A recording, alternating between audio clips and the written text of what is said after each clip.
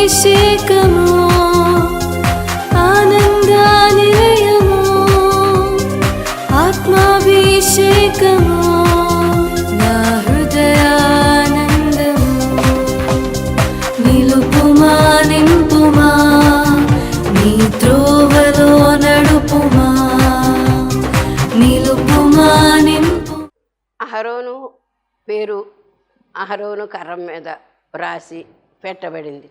అలాగే 12 గోత్రాల పేర్లు అంటే గోత్రకర్తల పేర్లు ఆ కర్రల మీద రాసి ఇచ్చారు. ప్రత్యక్ష గుడారంలో సాక్ష్యం మందసం దగ్గర పెట్టారు. అక్కడ ఎప్పుడు పెట్టారో రాత్రికాల సమయం ఉదయకాల సమయం చూసేసరికి ఏ గోత్రమును దేవుడు ఎన్నుకుంటే ఆ గోత్రకర్త యొక్క కర్ర మీద అది ఆశ్చర్యం జరుగుతుందని చెప్పారు. అక్కడ ఏంటి ఆ ఆశ్చర్యము అంటే మరి ఆ కర్ర యొక్క పరిస్థితి ఎండిపోయినటువంటి పరిస్థితి. కానీ ఇప్పుడు దేవుడు ఎన్నుకుంటే కనుక ఆ యొక్క గోత్రాన్ని ఆ యొక్క వ్యక్తిని ఆ యొక్క ఈ నాయకుడిని ఎన్నుకుంటే ఆ ఎండిపోయినటువంటి కర్ర తెల్లవారేసరికి అది బాదము చెట్టు వలె బాదము పండ్లు కాసినటువంటి దానివల్ల చిగిర్చి అనే మాట కూడా ఉంటుంది, రాయబడి ఉంటుంది. అంచేత చిగిర్చి ఉండేటటువంటి పరిస్థితిని గురించి మనం చెప్పుకుంటూ ఉన్నాం. ఈ చిగురించుట అనేటువంటి మాట ఏంటంటే వింతైన శ్రేష్ఠ ఫలములు అంటే ఏంటంటే యాజక సంతతి యొక్క వింతైన ఫలము అహరోను యొక్క కర్ర. ఈ అహరోను యొక్క కర్రకు ఎప్పుడైతే చిగురు వచ్చిందో అందుకు మరి చిగిర్చి పుష్పించి కాయలు కాయటము. చిగురిస్తే సరిపోలేదు, అది పుష్పించాలి, చిగురు రావాలి, ఆ తర్వాత పుష్పం రావాలి, ఆ తర్వాత కాయలు రావాలి, ఆ తర్వాత పండ్లు అవ్వాలి. ఇది ఒక ప్రొసీజర్, ఒక వృక్షానికి ప్రొసీజర్. మొక్క నాటామంటే అది చిగురు మీద చిగురు వేసి ఆ పువ్వు పూసి ఆ పిండి కాయ పండు ఎప్పుడైతే వచ్చిందో అది ఫలము, వృక్ష ఫలము, వింతైన శ్రేష్ఠ ఫలము. మొక్కకు రాలేదు, ఇప్పుడు ఎండిపోయిన కర్రకు వచ్చింది.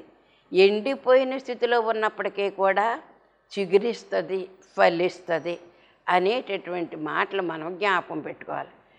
లోకం దృష్టికి మన యొక్క జీవన విధానం అంటే దేవుడిని నమ్ముకుని భక్తిలో సాగుతున్నటువంటి వారి యొక్క జీవన విధానం ఎలాగుంటుందంటే వీడి పని అయిపోయింది, ఇంకెంతటితోటి ఎండిపోయింది పరిస్థితి అంతా కూడా. సంసారం ఎండిపోయింది, జీవితం ఎండిపోయింది, ఇంకా ఫలింపు లేదు, చిగురు లేదు అనేటటువంటి మాట అనుకుంటూ ఉంటారు. ఈ అనుకునేటువంటి పరిస్థితుల్లో దేవుని యొక్క కార్యం ఏమవుతుందో తెలుసు. ఎండిపోయిందన్నటువంటి ఆ కుటుంబంలో నుంచే లేక ఆ వ్యక్తిలో నుంచే ఒక చిగురు వస్తుంది. ఆ చిగురు పుష్పిస్తుంది, కాయలు అవుతున్నాయి, వ్యాపింప చేయబడి వృద్ధిలోనికి వస్తుంది. ఎందుకంటే లోకము నవ్వింది, దేవుడు కృప చూపించాడు. కార్యక్రమం ఏంటంటే ఎందుకే ఎండిపోయిన ఎముకలకు జీవం పోసిన దేవుడు, మహాసైన్యముగా నిలిపినటువంటి దేవుడు, ఎంత గొప్ప శక్తి కలిగిన సర్వశక్తి కలిగినటువంటి దేవుడు. అందుకే ఇక్కడ వింతైన ఫలము. ఒక కర్ర ఏంటి, దానికి పళ్ళు రావడం ఏంటి, ఎంత వింత ఇది, ఆశ్చర్యం ఇది, విడ్డూరం ఇది. అదే వింతైన శ్రేష్ఠ ఫలములంటే మన జీవన విధానంలో మన కష్టాలు, మన నష్టాలు, మన యొక్క జీవిత విధానంలో మనకు వచ్చేటటువంటి పరిస్థితులన్నీ కూడా అయిపోయిందంటే అయిపోయింది అనేటటువంటి పరిస్థితి, ఇంకా నాకు బ్రతుకు లేదనుకునే పరిస్థితుల్లో దేవుడు పుష్పింప చేసేటువంటి విధానాన్ని మనం గమనించవలసినటువంటి వారమని. అదే వింతైనటువంటి ఫలమే. మళ్ళీ ఇంకా ఏంటి, శ్రేష్ఠ ఫలము అన్నారు. శ్రేష్టమైనటువంటి కనుక అది చాలా ఉన్నతమైనటువంటి పరిస్థితి, శ్రేష్టమైనటువంటి అనేటటువంటి మాట మనము చూడవలసినటువంటి వారమైన శ్రేష్టం. ఫైనల్గా మరి అది మనం చూసినట్లయితే కనుక దేవుని దీవెనలు, అదే శ్రేష్ఠ ఫలము అన్నారు. ఇశ్రాయేల్ అందరిలో కూడా యాజకులే ప్రత్యేకత అనుకుంటే యాజకులందరిలో కూడా మరి ఈ యొక్క అహరోను యొక్క పరిస్థితి, అహరోను చేతికర్ర పుష్పించి వృద్ధిలోనికి వచ్చినట్లుగా మనం చూస్తూ ఉన్నాం.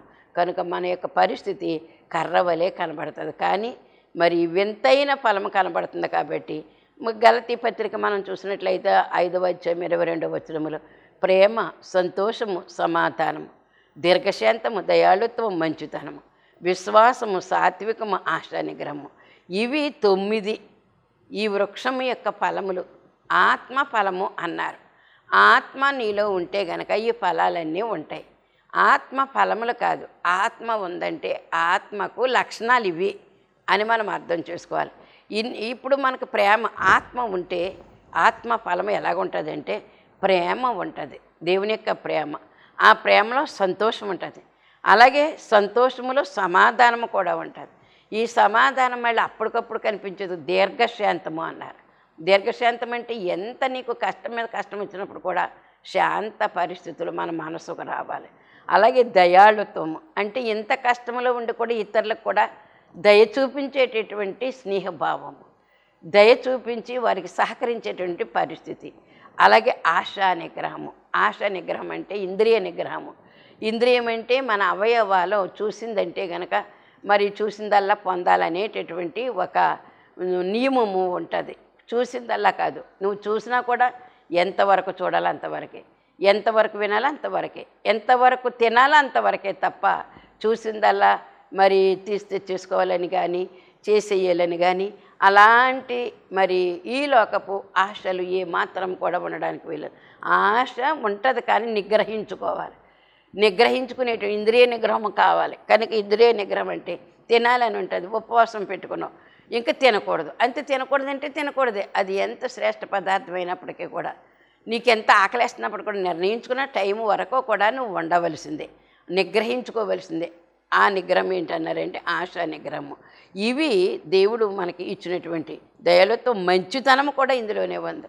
మంచితనము, దేవుడు మంచివాడు, ఎప్పటికీ మంచివాడే, ఇవాళ రేపు నిన్న నేడు నిరంతరం కూడా మంచివాడే. అలాగే విశ్వాసం కూడా తరగనటువంటి విశ్వాసము. ఎలాంటి విశ్వాసంలో కూడా చాలా తేడాలు ఉన్నాయి. ఏంటంటే మృత విశ్వాసం, భ్రష్ట విశ్వాసం, అవిశ్వాసము, అల్ప విశ్వాసము, ఇలాంటి విశ్వాసాలన్నీ కూడా ఉన్నాయి. కానీ ఇదేంటంటే విశ్వాసము, ఇది నిబ్బరమైనటువంటి శక్తి కలిగినటువంటి వారమే. అలాగే సాత్వికము కూడా అంటే ఎంతో దేన స్థితి. సాత్వికము అంటే మరి సాత్వికులు ధన్యులు, వారు భూలోకాన్ని స్వతంత్రించుకుంటారని దేవుని యొక్క వాక్యంలో రాయబడి ఉంది. సాత్వికము అంటే మంచితనానికి కూడా మించినటువంటి అర్థం చేసుకునేటువంటి విషయము. సాత్వికము అంటే లోబడుట, వినయము, విధేయతతో కూడినటువంటి విషయము. ఆ తర్వాత ఆశ నిగ్రహం అన్నారు. కనుక ఈ 9 లక్షణాలు కూడా ఆత్మకు ఉండేటటువంటి లక్షణాలు. ఆత్మ ఫలము గనుక ఈ వృక్షమే పశ్చిమరానైనటువంటి క్రీస్తు యొక్క ఫల వృక్షం. ఇది పశ్చిమరానిది. పశ్చిమరానికే ఇలా చేస్తే ఎండిన వారు ఎండిన మీకు ఇంకెంత వస్తుందో. అందుకే మీరు సహింపు కలిగినటువంటి వారే, జాగరూకత కలిగినటువంటి వారే ఈ లోకములో ఉండండి అని చెప్పినటువంటి మాట. కనుక ఇక్కడ మనం చూసిన క్రైస్తవ సంఘము ఎన్ని కార్యాలను ఘనకార్యాలు చేసేటటువంటి పరిస్థితి. అలాగే మరి కర్పూర వృక్షములను కూడా వింతైన శ్రేష్ఠ ఫలములు కర్పూర వృక్షములు అన్నారు. ఇది సాంబ్రాణి చెట్టు నుంచి తీయబడినటువంటి జిగురు లాంటి పదార్థము. అది గట్టి పడుతుంది అన్నమాట. ఈ జిగురు గట్టి పడిందంటే కనుక అది పొడుము చేసిన తర్వాత చాలా సువాసన ఇచ్చేటటువంటి మరి పరిస్థితి ఉంటుంది. కర్పూర చెట్లు అంటే ఈ సాంబ్రాణి చెట్లు అని కూడా అంటారు దీన్ని. సాంబ్రాణి, ఇప్పుడు సాంబ్రాణి గట్టిగా ఉంటుంది, మనం కొనుక్కుంటాం కదా. సాంబ్రాణి పొడుముగాను అమ్ముతారు, గట్టిగాను ముక్కలుగాను కూడా అమ్ముతారు. గట్టి ముక్కలుగా ఉంటాయి, దాన్ని మనం చితక్కొట్టి ఆ నిప్పుల మీద ఎప్పుడైతే ఈ పొడుము కొంచెం వేసామో అది గుప్పున సువాసన వస్తుంది. అది క్రిమి సంహారిణి, సువాసననిచ్చేది. క్రిములని ఏదైనా ఉంటే గనక అది సంహరించి వేసి ఆ స్థలాన్ని, ఆ గాలిని పరిశుద్ధపరిచేటటువంటి మరి లక్షణం దానికి ఉందో సాంబ్రానికి. కనుక కర్పూర చెట్లు, కర్పూరం కూడా సువాసన ఇచ్చేటటువంటి కర్పూర దండలు అంటారు. మనం చూడాలంటే కర్పూర దండలు పెళ్ళిళ్ళకి, పెళ్ళి కొడుక్కి పెళ్ళి కూతురికి కూడా కర్పూర దండలు అంటారు. కనుక చెంకీ దండలని కూడా అంటారు. అందులో చక్కని సువాసన వస్తుంది అన్నమాట. కర్పూరమును పెట్టి ఆ దండలు తయారు చేస్తారు. కనుక అది కర్పూర దండలు. అది కూడా చాలా సాంబ్రాణి వాసన వస్తుంది అన్నమాట, సాంబ్రాణి వాసన. అందుకే ఇది కర్పూర చెట్లు ఇవి పాలస్తీనా దేశంలో ఎక్కువగా ఉంటాయి. కానీ ధూపవేదికలో సాంబ్రాణి వేస్తారు. అంటే ధూపవేదికలో సాంబ్రాణి వేస్తారంటే అర్థం ఏంటి?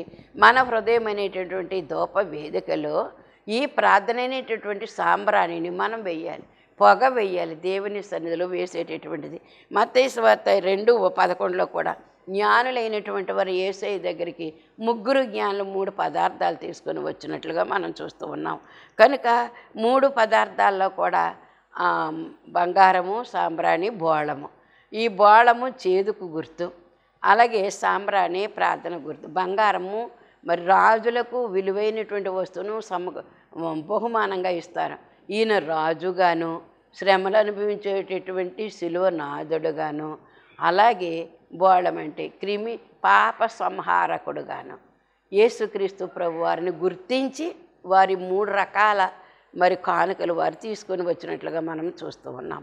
కనుక ఇందులో ఏముందంటే సాంబ్రాణి, ఈ కర్పూర మరి వృక్షములు లేకపోతే సాంబ్రాణి వృక్షములు, ఇవి ఏంటంటే ప్రార్థనకు గుర్తు అని మనం అర్థం చేసుకోవాలి. ప్రార్థన ప్రతి చిన్న విషయంలో పెద్ద విషయంలో కూడా ప్రభుకు సమర్పణ చేసుకుంటేనే అదే ప్రార్థన. ఆ ప్రార్థన నెరవేర్పు కలిగించేటటువంటి ప్రార్థనని మనము అర్థం చేసుకోవాలి. ప్రార్థనకు నెరవేర్పు ఉండాలి. ప్రార్థన ఎప్పుడైతే మనం చేసామో ప్రార్థనకి నెరవేర్పు కావాలని అర్థం చేసుకోవలసినటువంటి వారమై ఉన్నాం. కనుక ఇక్కడ మనం చూసినట్లయితే దేవుని యొక్క మహాకృపను బట్టి ఈ యొక్క కర్పూరము శ్రేష్టమైన వింతైన ఎన్ని రకాలైనటువంటివి వచ్చాయో చూడండి. కనుక ఇదేంటంటే ఈ కర్పూరం అనేటటువంటి సకల విధములైనటువంటి అంశములకు కూడా మనము ప్రార్థన చేయవలసినటువంటి వారమైన, నేను నా కోసమే చేసుకోవడం కాదు, నా కుటుంబం కోసం చేసుకోవడమే కాదు, నా అత్తింటి పుట్టింటి వారి కోసం చేసే ప్రార్థన మాత్రమే కాదు, సృష్టిలో ఉన్నటువంటి ప్రతి జీవుని గురించి ప్రతి వ్యక్తిని గురించి కూడా మనం ప్రార్థన చేయవలసినటువంటి వారమైన. అందుకే కదా దైవజనులు నేర్పినటువంటి మాట ఏంటంటే, ఒక గ్లోబ్ కానీ ఒక అట్లాస్ కానీ దగ్గర పెట్టుకుని అందులో ఉన్నటువంటి దేశముల గురించి, ఖండములను గురించి, మరి ఆ సముద్రాల్లో దగ్గర నివాసం చేసే వారి గురించి, లంకల గురించి కూడా ప్రార్థన చేయమని చెప్పారు. లంకలు ఎన్ని లంకలు ఉన్నాయో, లంకల్లో అంటే మరి ఒక సముద్రం ఉంది, ఒక నది ఉంది, లంకలో ఉంటాయి, నీరు ఉంటుంది. నీరు లేని చోట్ల లంక అంటారు, ద్వీపము ద్వీపకల్పాలు అంటారు. కనుక ప్రతి చోట కూడా ఏం చేస్తుందంటే జన స్రవంతి ఉంటుంది. బ్రతకడానికి ఆ ప్లేసులు నిర్ణయించుకుంటున్నారు. ఆ ప్లేసులు ఎంత కష్టమైన పరిస్థితులు అయినా సరే వారు అక్కడ జీవనోపాధి చేసుకుని బ్రతుకుతూ ఉన్నారు. కనుక అన్నిటి నిమిత్తము కూడా ప్రార్థన చేయవలసినటువంటి అనుభవము ఈ కర్పూర దండలు, కర్పూర వృక్షములు, సాంబ్రాణి వృక్షములు అంటే ఈ ప్రార్థన సువాసన ప్రతి వారికి కూడా చేరవలసి ఉంది.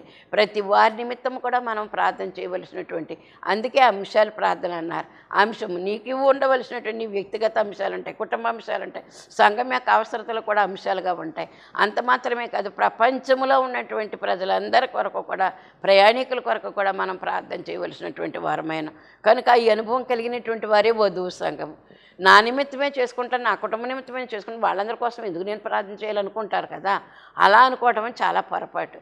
కనుక ఎంతమంది ప్రార్థన చేస్తే మనం రక్షించబడ్డాము? ఎంతోమంది భక్తులు త్యాగం చేస్తేనే కదా ఈ రోజున మనము రక్షించబడ్డాము. అందుచేత మనము కూడా రక్షించబడిన నువ్వు నేను కూడా రక్షింపబడనటువంటి వారి నిమిత్తము, ఇంకా రక్షణలోనికి రాని వారి నిమిత్తం మనం ప్రార్థన చేయవలసినటువంటి వారమైన. అది అసలైనటువంటి మరి కళ. దేవుని యొక్క కళ నీలో ఉంటే గనక, ఆ దేవుని యొక్క ఉద్దేశం ఏంటో నువ్వు గ్రహించగలిగితే గనక, దేవుడు ఆశించేటువంటిది ఏంటంటే ఆత్మల రక్షణార్థమై దాహం కలిగి ఉన్నారు ఆయన. కనుక మనము కూడా మరి తీవ్రమైనటువంటి కృషి చేసి అనేక ఆత్మల రక్షణలోకి తీసుకుని రావాల్సినటువంటి వారమై ఉన్నాం. కనుక ఇదే వధువు సంఘం యొక్క లక్షణము. కర్పూర దండ ఎలాగ అయితే క్రిమి సంహారిని, అది సువాసన ఇస్తుంది. క్రిమి సంహారిని, క్రిమి అంటే పాప సంహారము అనేటటువంటిది. కనుక మనము నిత్యము ప్రార్థనానుభవం కలిగినటువంటి వారముగా ఉండాలని ఈ కర్పూర వృక్షమునకు, ఈ కర్పూర ఫలములకు దేవుడు మరి పోల్చి చెప్పినట్లుగా దేవుని యొక్క వాక్యంలో మనం చూస్తూ ఉన్నాం. అలాగే జటామాంస వృక్షం అని కూడా రాయబడి ఉంది అక్కడ. ఈ జటామాంసం అంటే పరిశుద్ధ తైలములు వేసే ఒక రకమైన పదార్థం. ఇది ఒక దినుసు అన్నమాట. ఒక కూర చేయాలంటే దానిలోకి ఎన్నో రకాలైన దినుసులు, పదార్థాలు వేస్తేనే కానీ అది ఒక కూరగా తయారవదు. అదంతా సమ్మేళనం అవ్వాలి. ఆ కూర అంతా కూడా ఒక వంకాయ చెయ్యాలి కూర అనుకుంటే కనుక అందులోకి ఏమేం కావాలి? ఉప్పు కావాలి, కారం కావాలి, పులుపు కావాలి, ఇంకా మసాలా వేసుకునేటువంటి వారు కూడా వేసుకుంటారు. ఇంకా దానికి కావలసినటువన్నీ కూడా సమకూర్చి దానికి జోడిస్తేనే అది ఒక కూర కానీ, లేకపోతే ఒక చట్నీ కానీ, ఒక పచ్చడి కానీ, కొన్ని దినుసులు కలిసి ఉండేటటువంటి పదార్థం. ఈ పరిశుద్ధ తైలం తయారు చేయమని ఇశ్రాయేలులకు దేవుడు చెప్పాడు. చెప్పినటువంటి మాటను బట్టి పరిశుద్ధ తైలము తయారు చేస్తారు వారు. అందులో వేసే దినుసు ఒకటి జటామాంసం. ఈ జటామాంసం అంటే అది చాలా మరి పవిత్రమైనటువంటిది, సువాసన కలిగినటువంటిది. నిర్గమకాండం 30-34 మనం చూస్తే గనక, మరియు యెహోవా మోషేతో ఇట్లనెను, నీవు పరిమళ ద్రవ్యములను అనగా జటామాంసి, గోపచందనము, గంధపు చెక్క అను ఈ పరిమళ ద్రవ్యములను వాటితో ధూపద్రవ్యమును చేయవలను. దాన్ని ఏమన్నారంటే జటామాంసి అంటే స్పిక్నార్డ్ అన్నారు ఇంగ్లీష్లో. ఈ అరేబియా ఎడారిలో ఇది సామాన్యంగా దొరికేటటువంటిది ఈ పదార్థం. కనుక మనకి మరి ఇక్కడ కూడా ఎన్నెన్నో పదార్థాలు మనకు కావాల్సినటువంటి సువాసన ఇచ్చే పదార్థాలు కొన్ని వేరుల ద్వారా ఉంటాయి, కొన్ని ఆకుల ద్వారా, కొన్ని కాండాల ద్వారా ఉంటాయి, కొన్ని ఆకులు ద్వారా ఉంటాయి, పువ్వుల ద్వారా ఉంటాయి. అవి మనకు సువాసన ఇచ్చేటటువంటి కొన్ని వస్తువులు. కనుక ఇలాంటి ఈ ఈ దొరికేటటువంటి పదార్థాలు, ఈ పదార్థాలను పట్టి తీసుకొచ్చి కొన్ని రకాలైన పదార్థాలు కలిపితే మేళనము చేస్తే అది ఒక ద్రవ్యముగా, ద్రవ పదార్థంగా కానీ లేకపోతే ఘన పదార్థముగా కానీ మనకు కనిపిస్తుంది.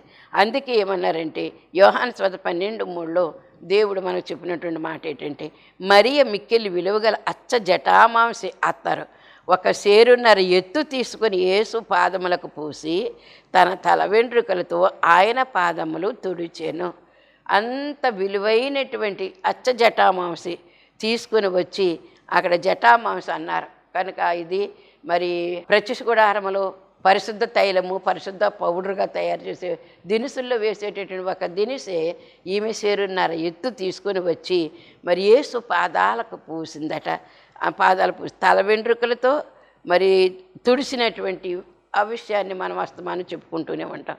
అలాగే బేతనీలో కూడా సీమోని ఇంట ఒక స్త్రీ క్రీస్తు ప్రభు సర్వలోక పాపరిహారము కొరకు ఆయన చే యజ్ఞం యొక్క పరిమళాన్ని సర్వలోకానికి బయలుపరచడానికి మరియా ఆయన్ని అభిషేకించిందని మనము ఇక్కడ తెలుసుకోవలసినటువంటి వారమైన. అభిషేకము అంటే మొన్నటి వరకు తైలాభిషేకం చేయించుకున్నాం మనం. ప్రతి సంఘాలను కూడా జరిగాయి తైలాభిషేకము. తైలముతో అభిషేకించబడుట. ఈ తైలముతో అభిషేకించబడుట అనేటువంటి పరిమళ సువాసన కలిగినటువంటిది. ఎప్పుడైతే అభిషేకం మనకి తైలముతో చెయ్యబడిందో పైనుంచి కింద వరకు కూడా మనము పాప ప్రక్షాళన కలిగింది, పాపాన్ని నుంచి విముక్తి పొందాము అనే నమ్మకము మనలో ఉండాలి. అనే నమ్మకం మనకి ఎప్పుడైతే వచ్చిందో అప్పుడు అభిషేకానికి విలువ ఉంటుంది, మనకి కూడా విలువ ఉంటుందని గ్రహించవలసినటువంటి వారమైన.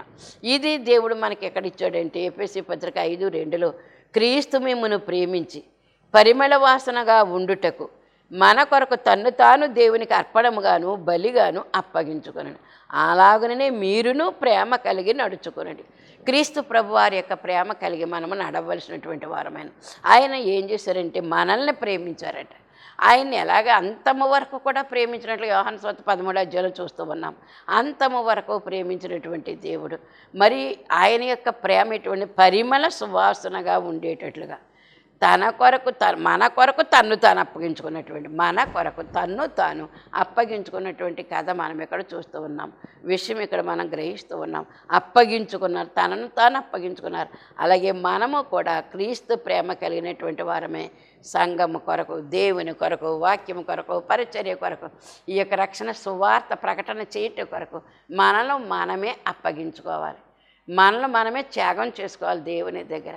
ప్రభువా నువ్వు నా కోసం ఎంత చేస్తే నీ కోసం నేను ఎంత చేయలేనా అనేటువంటి ప్రశ్న మనకి ఎప్పుడైతే వచ్చిందో అప్పుడు సేవకు మనం ఉపక్రమించేటటువంటి వారం అవుతాం, సేవకు సమర్పించుకునేటువంటి వారం అవుతాం. దేవుడు యేసుక్రీస్తు ప్రభువారు నా పాపాలు క్షమించిన నిమిత్తం ఆయన రక్తాన్ని మొత్తం కుమ్మరించేశారు.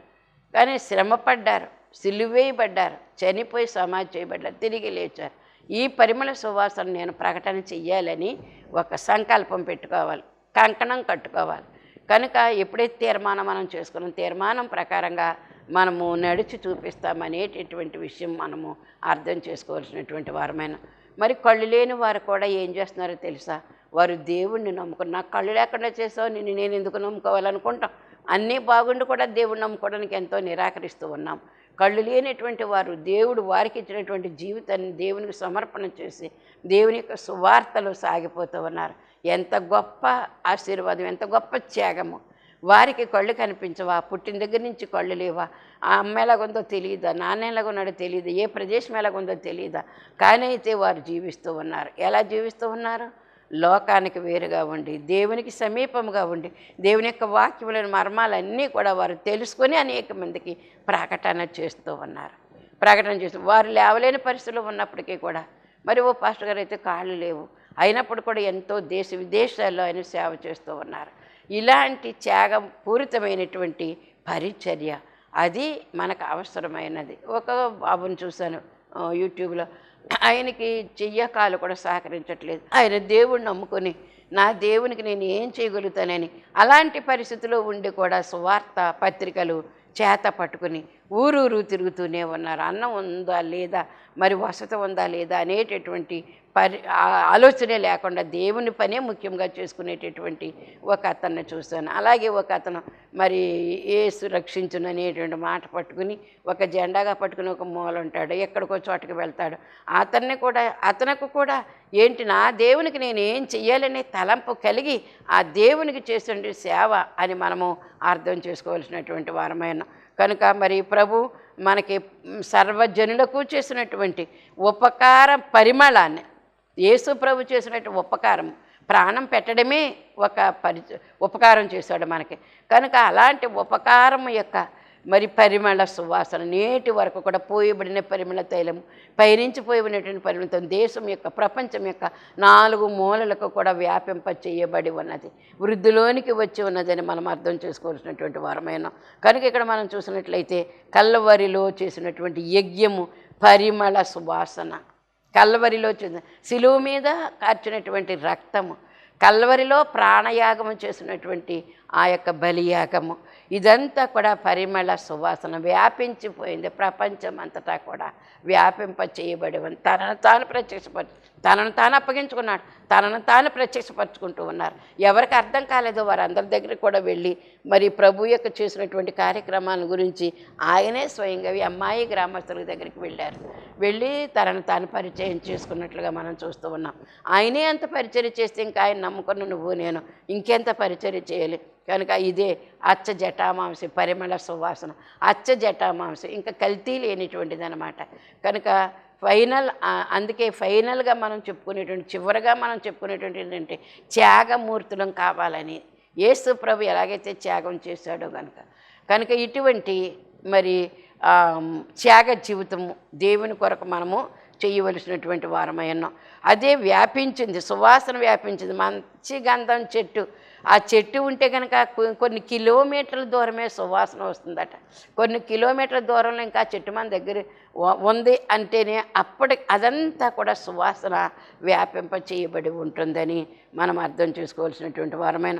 అలాగే మరి నాశనకరమైన జల ప్రళయము నుండి దేవుడు తనను తాను మరి ఏం చేశారు, దేవుడు తనను తన కుటుంబాన్ని నోవహ గారిని ఆయన ఏం చేశారంటే ఈ యొక్క జలాలు నమ్మనటువంటి వారందరూ కూడా ఆ జల ప్రవాహంలో ముంచెత్తించేసి నమ్మినటువంటి నోవహ కుటుంబాన్ని ఆయన పరిశుద్ధముగా ఉంచుకొని ఆయనకు పుట్టినటువంటి కుమారులకు పుట్టినటువంటి సంతానాన్ని మరలా ఒక ప్రత్యేకమైనటువంటి సంతానంగా భూమి మీద విస్తరింప చేసినటువంటి నోవహు నిబంధన ఒకటి ఉంది, అబ్రాహాముతో చేసిన నిబంధన ఉంది, పితరులతో చేసిన నిబంధనలు ఉన్నాయి. ఈ నిబంధనలు మళ్ళీ నోవహుతో చేసినటువంటి నిబంధన. కనుక ఆ విధంగా పరిమళ సువాసన ఆయన ఏం చేశారంటే అరారాతి కొండల మీద వాడ ఆగింది. అప్పుడు భూమి మీద నీరు ఎండిపోయిందని ఒలీవ కొమ్మ ఒకటి నోటను కట్టుకుని పావురము సమాచారం తీసుకొని వచ్చింది. అప్పుడు వారు బయట నుంచి దేవుడే తలుపు వేశాడు ఆ వాడకి, ఆయనే తీసినటువంటి ఆ యొక్క తలుపులు తీయబడిన తర్వాత అందులోకి వెళ్ళినటువంటి పవిత్ర పక్షులు అపవిత్ర పక్షులు నోవహు కుటుంబం బయటకు వచ్చారు. ఈ పవిత్ర పక్షుల్లో కొన్ని వాటిని తీసి మరి ఒక బలిపీఠం కట్టి అక్కడ బలి అర్పణ చేసినటువంటి మాట మనము ఆదికాండము 8వ అధ్యాయము 20-21 వచనాల్లో మనం చూస్తాం. బలి అర్పణ చేశారు. బలి అర్పణ ఆయన సువాసన ఆగ్రానించారట, దేవునికి ఇష్టమైంది. వారు చేసినటువంటి యొక్క సువాసన ఆగ్రానించినట్లుగా మనం చూస్తూ ఉన్నాం. ఇప్పుడు మనము పెండ్లి కుమార్తెగా ఉన్నటువంటి మనము చేసేటువంటి ఈ ప్రార్థన విజ్ఞాపనలు యాచనలు ఇవన్నీ కూడా దేవుని దగ్గర మనము ప్రజల నిమిత్తం చేయవలసినటువంటి ప్రార్థన విజ్ఞాపనలు. ఈ ప్రార్థన విజ్ఞాపనలను ఆగ్రానిస్తాడు ఆయన. ఆగ్రానించడం అంటే మరి ఇష్టముగా గాలి పీల్చుకుంటాం. ఒక సువాసనించండి, ఒక పువ్వు లేకపోతే ఒక వస్తువును మనం చూసినప్పుడు మనస్ఫూర్తిగా ముక్కులో నుంచి వాసన పీల్చుకొని తన్మయత్వం చెందుతాం మనం. అలాగే దేవుడు కూడా నువ్విచ్చినటువంటి బలి అర్పణ, నువ్వు చేసే ప్రార్థన విజ్ఞాపనలు ఆయన అంతగా ఆస్వాదిస్తారని మనము అర్థం చేసుకోవాల్సినటువంటి వారమైన కనుక పెండ్లి కుమార్తె కృతజ్ఞతాస్తుతిని కూడా ఆయన అందుకుంటారు. అందుకుని చెప్పినటువంటి ఈ మాటలను బట్టి దేవునికే కోటాను కోట్ల కృతజ్ఞతాస్తుతులు స్తోత్రములు. ఇదే వింతైనటువంటి మొట్టమొదట మనం చెప్పుకున్నటువంటి వాక్యములోని అర్థము. నీ చిగురులు దాడిమ వనము దేవుడే ప్రశంసిస్తూ ఉన్నాడు. ఇవి ఎలాగున్నాయంటే వింతైన శ్రేష్ఠ ఫల వృక్షములు, జటామాంస వృక్షము, కర్పూర వృక్షములు, జటామాంస వృక్షములు. ఇది దేవుడు మనల్ని కోరుకునేటటువంటి పరిమళ సువాసన కలిగినటువంటి ప్రార్థన, విజ్ఞాపన, సన్నిధి, కనిపెట్టుట, ధ్యానము ఇవి కలిగిన వారమే మరి లోకానికి దూరంగా దేవునికి దగ్గరగా ఉండి రెండవ రాకడకు మనం అందరము కూడా ఆకర్షించబడదుము గాక. ఆమేన్. ప్రభా నీకు వందనములు, స్తుతులు, కృతజ్ఞతలు తండ్రి. వింతైన శ్రేష్ఠ ఫలములు ప్రభ, ఈ వింతైనటువంటి శ్రేష్ఠ ఫలములు అహరోను యొక్క చేతి కర్ర చిగురించి పుష్పించి కాయలు పండ్లు కాసింది. కర్రలాంటి జీవితం మా జీవితం. చేతి కర్ర ఉందంటే ఎన్ని సంవత్సరాలు ఉన్నా దానిలోకి చిగురు రాదు, ఎందుకు కూడా పనికిరాదు అది. కనుక వృక్షమయ్యే పరిస్థితి లేదు. కానీ ఎండిన పరిస్థితిలో ఉన్న మా జీవితాలకు చిగురిస్తున్నందుకు వందనాలు, ఫలింపచేయుచున్నందుకు వందనాలు. పుష్పింపచేసి, ఫలింపచేసి, విస్తరింపచేసి, వ్యాపింపచేసి మమ్ములను, మా కుటుంబాలు, మా సంఘాలని నీవు ఇష్టమైనటువంటి నావహు బలి అర్పణ చేసినప్పుడు ఆస్వాదించినటువంటి, ఆగ్రానించినటువంటి పరిస్థితులు మా జీవితంలో కూడా నువ్వు ఆగ్రానించమని, ఆస్వాదించమని కోరుచున్నాం. అనేక మంది బిడ్డలకు ఈ యొక్క వాక్యము వినుటకు, అంగీకరించుటకు, అనుసరించుటకు మనసు మార్చి మీ బిడ్డలుగా చేసి కర్పూర వృక్షముల వలె, జటామాంస వృక్షముల వలె వారి జీవితాలు నీకు సమర్పణ చేసుకునే కృప దయచేయమని యేసు అతి పరిశుద్ధ నామమున అడుగుచున్నాను పరమ తండ్రి. ఆమేన్. మరణాత.